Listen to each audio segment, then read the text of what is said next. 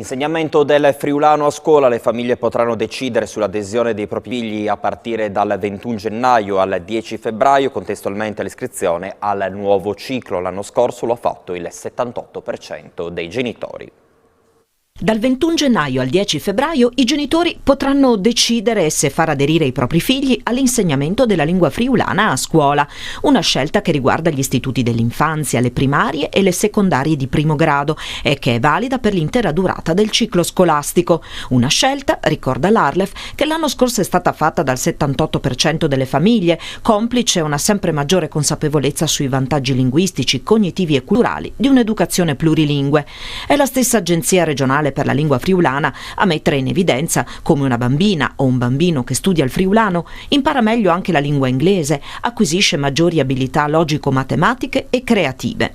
Non è dunque un caso se la scuola e la formazione in generale sono uno dei nodi centrali del Piano Generale di Politica Linguistica per la Lingua Friulana 2021-2025. Il percorso didattico del friulano è di almeno 30 ore di studio all'anno e non sottrae ore ad altre materie. La legge prevede infatti che sia inserito nel 20% del curriculum individuato dalle scuole in autonomia. La scelta da parte dei genitori di avvalersi dell'insegnamento della lingua friulana andrà espressa al momento dell'iscrizione online sul portale del MIUR per le primarie e le secondarie di primo grado o su un modulo cartaceo per la scuola dell'infanzia.